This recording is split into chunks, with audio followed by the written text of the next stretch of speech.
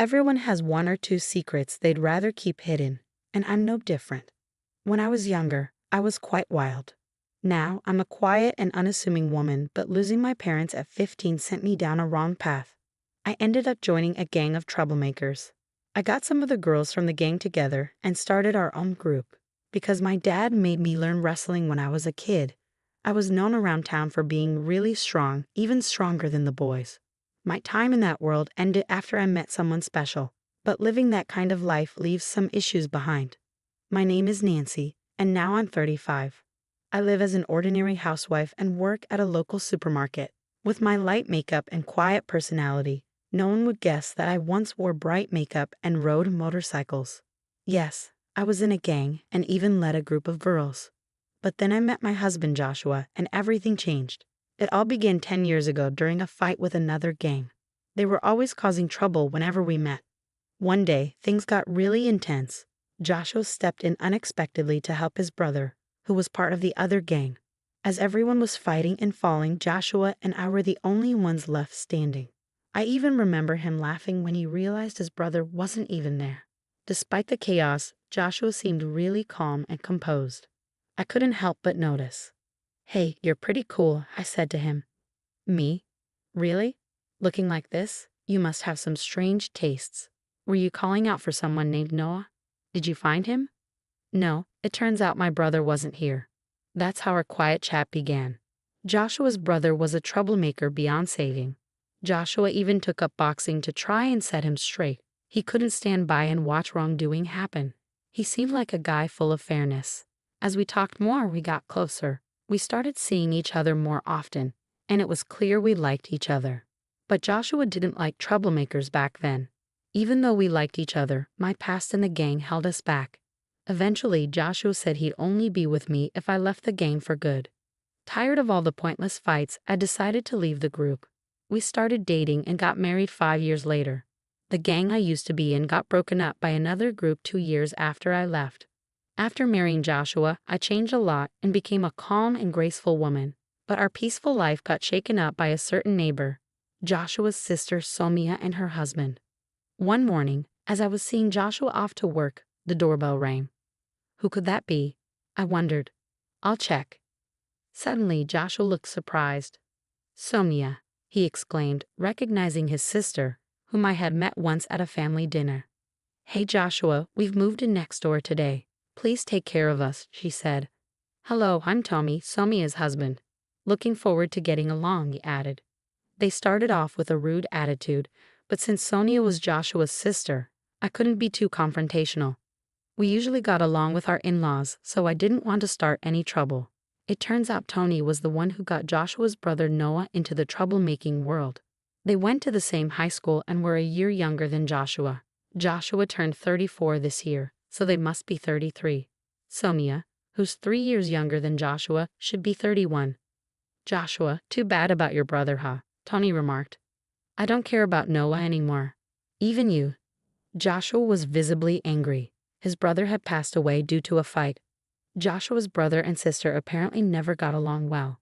Sonia felt ignored in favor of her brother and developed a rivalry, which eventually extended to Joshua as well. Joshua once mentioned how tough it was to deal with his sister, preferring to focus only on his brother. Unlike me, Sonia was also in a delinquent group before. Unlike her, Noah was forced into it by Tommy. Seeing his siblings change, Joshua probably felt even more determined about justice. As the three of them stared each other down, I spoke up from behind Joshua. Joshua, you need to leave for work soon. All right, he replied. Running away, Joshua. Remember, I haven't forgotten that you laid hands on me, Somia sneered. That was because you attacked Noah. All right, both of you enough. We're done here, Somia declared. With Somia's words, Joshua left for work, the issue still unresolved. But then the harassment from Somia and her husband began. About an hour after Joshua left, the doorbell rang, but nobody was there when I checked. Another hour passed, and there was a loud noise at the door, like something was being thrown. When I looked, there was a pile of cardboard boxes dumped in front of our door. What's going on? I muttered to myself. Since nobody was around, I decided to ignore it and went back inside. But then I heard a small popping sound from the balcony. I rushed over and found 3 broken eggs. We live in a corner apartment next to Somia's new place. This means the harassment likely came from her apartment since there are no neighbors on one side, and it's too high for someone from below. Angry, I decided to confront my next-door neighbors. "Hey, is that you? What do you want, showing up like this?" Somia greeted me, clearly irritated. "Is this your idea of a prank? Throwing eggs on our balcony? It had to be you or your husband. The angle only makes sense from your balcony." Somnia glared at me and said, "What? Don't be ridiculous. Do you have any proof that we did it? Making false accusations won't help. I'll call the cops." Even though she used to be in a gang, her quick resort to the police in this situation seemed odd to me. "I don't have proof, but the way the eggs are scattered, they could only come from your balcony." I tried to stay calm, but Sonia kept arguing back. "That's weak proof." "Hey Tony, the lady next door is complaining," she said to her husband. Hearing this, Tony chimed in. "Hey, just because you're Joshua's wife doesn't mean you'll get any special treatment." If Sonia's reliance on the police seems second-rate, Tony's words weren't much better. He might have thought he was intimidating, but to me, it was anything but scary. I could feel my old self stirring inside me, but I didn't want to go back to my past. So I acted like a timid, unassuming woman and said quietly, "Please don't raise your voice." Inside, I wanted to unleash a powerful kick to shut him up. But since meeting Joshua, I had changed for the better, and I didn't want to throw away all my progress over something like this. Seeing my reaction, they both laughed in front of me. "Aha, so you're Joshua's wife.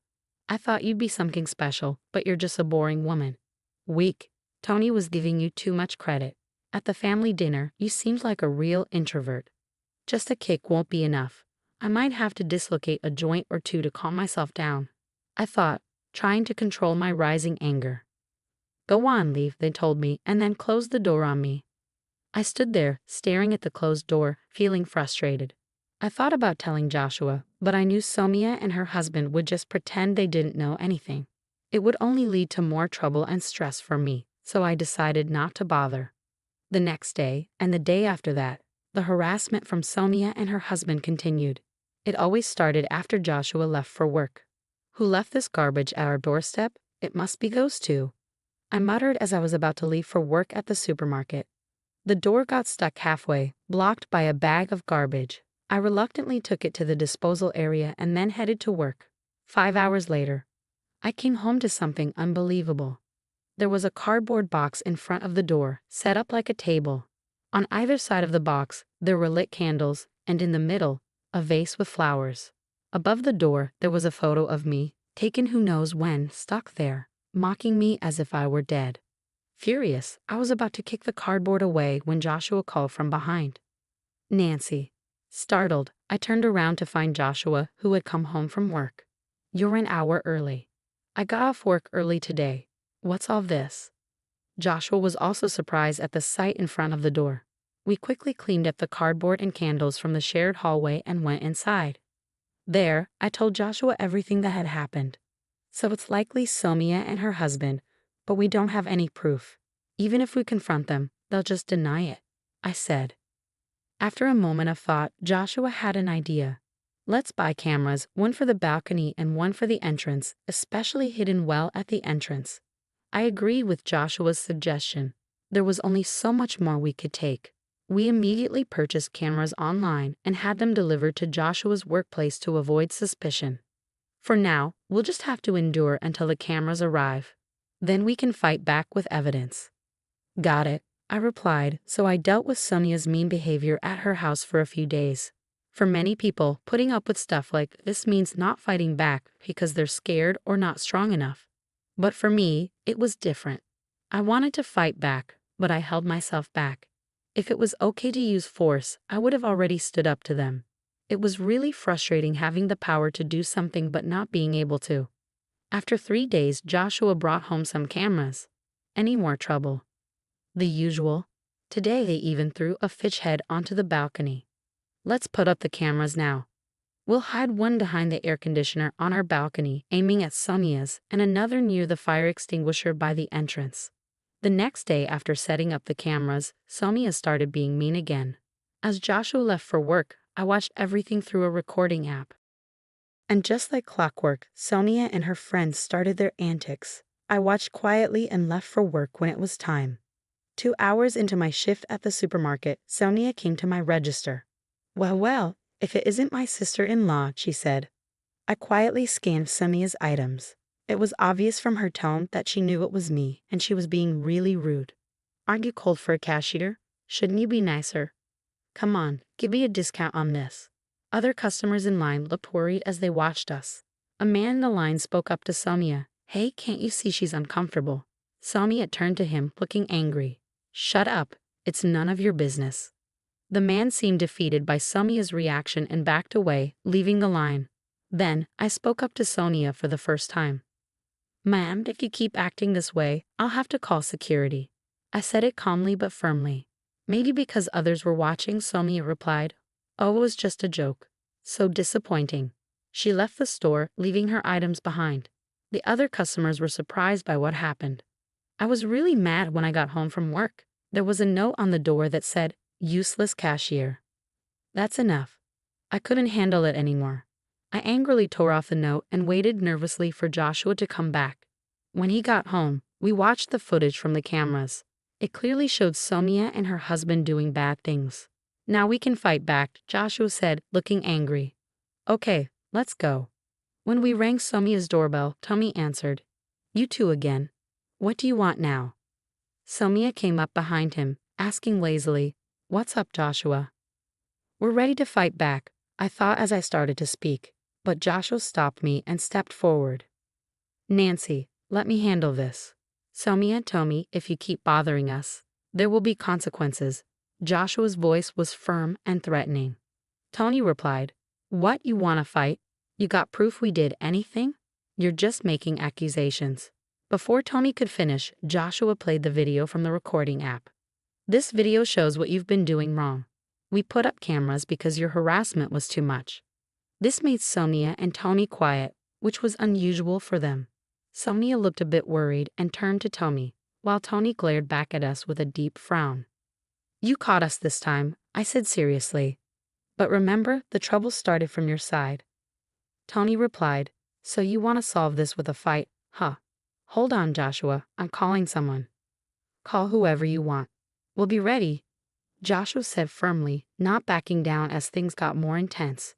Tommy urgently talked into the phone. William, I need help now. His tone was different from before, now begging for help. After hanging up, he turned back to us. Get ready. Willie, the toughest guy around here, is coming. He looked smug, thinking he'd win with someone else's help, but it showed he was really a coward. Why not face us yourself? I asked. Keep talking. I know your strength. This time, I brought someone special to make sure you both feel real fear, Tommy said, trying to scare us. 5 minutes later, William arrived, the guy Tommy had talked big about, but he looked surprised when he saw us. William, hey, it's been a while. Sonia and Tommy seemed excited, expecting a lot from him, but that excitement quickly faded. What's happening? Yeah, it's been a while, Will, I said, calling him Will, which left Sonia and Tommy puzzled. Joshua greeted him too. Hey Will, long time no see. The couple looked even more confused. Confused, Tommy asked, What's going on? How do you know William? Tommy looked nervous and William looked between us. I just said, Will, let's not do this, okay? Angry, Tony snapped, Stop messing around. Will, do something please. Sonia and Tony were panicking, not understanding what was happening. But then Will spoke up. Hey, did you mess with Nancy? His question left them shocked for a moment. So what if we did? Tommy answered, sounding unsure. Will exploded, You idiots. Do you even know who you're dealing with? His scolding left them stunned. They clearly had no clue. Seeing this, I turned to Joshua and asked, Hey, can I go back to how I was 15 years ago just for now? But instead of Joshua, it was Will who replied, Nancy, please don't. If you do something, it could get worse than just a fight. What, are you giving me orders now, Will? No, that's not what I meant, Will stuttered. Seeing the guy they called for help now apologizing to me, Sonia and Tony were confused. What's going on here? They looked scared as Will talked. Do you two know about BBN? Yeah, that's right. It's famous. It stands for Black Butterfly Nancy, right? The nickname of the former leader of a ladies' group. That's correct, and this lady here is Nancy herself. No way, really? Both of them lost their tough act instantly. Will continued. Back then, I led another group, but we got beat by Nancy's group. She could handle 30 people alone. Sonia and Tommy now looked at me with fear. It made sense. They thought they were picking on someone weaker, only to find out she was the leader of a group they used to be a part of. I didn't know Nancy was practically a legend. We joined the group 6 months after you left, Sonia said. They joined after I left. Will had been in the group with me and stayed even after I left, looking after Sonia and Tommy. He left just before a rival group took us down. By then, Tony was the leader. Before you ruined it, the group was unbeatable. You can't mess with Nancy, Will said. The group that took us down is now the strongest. But if Nancy was still around, she'd still be the strongest. Seeing Sonia and Tony crumble, Will turned to me and said, "Please forgive them for my sake." Watching Will apologize, Sonia and Tony seemed defeated. They never expected their call for help to go so wrong. "Fine, but you owe us," I said, glaring at them. They let out a small gasp. "For a month, you'll clean this apartment and our balcony since you made a mess. If you miss even one day, I won't be so nice next time." "Okay," Sonia agreed, clearly intimidated. Tommy just nodded vigorously, unable to speak. Watching them, Will remarked, "Nobody can really challenge Nancy." Hearing this, Joshua, who had been quiet until now, finally spoke up. "But I don't like troublemakers. If Nancy hadn't changed, I wouldn't be here." He said it softly, and I looked up at him. "Don't worry, I won't let that side of me out again." At this, Will burst into laughter, and we all ended up laughing together. Will and Joshua knew each other because we met after I left the group. We ran into Will while on a date and ended up having tea together. Now that's settled. Why don't you join us for dinner, Will? The three of us left Sonia and Tommy slumped by the entrance and went to our apartment. Before going inside, Joshua added, "Sonia, you're my sister, so I'll let it go this time. But there won't be a next time." Watching him, I wondered if he too had that same fighting spirit as us. From that day on, Sonia and her husband stopped bothering us. They kept their promise and cleaned our balcony and the shared areas of the apartment. Even though they were just troublemakers doing chores, other residents stopped paying them much attention after a while. After a month, Sonia and her husband left without a word. Even Joshua, their family, didn't know where they went. Maybe they felt uncomfortable staying there. We didn't bother looking for them further and thought they made a wise decision. Finally, we had our peaceful life back. Neighborhood problems are common, but I never thought I'd be so involved. At least it ended well. I have a past I'd rather not talk about. Joshua has kept it secret all this time. I'm not ashamed of everything in my past, but I've learned from my mistakes. I just want to cherish my life with Joshua now, and I hope to never show my true self to anyone again. That's all I'm thinking about now.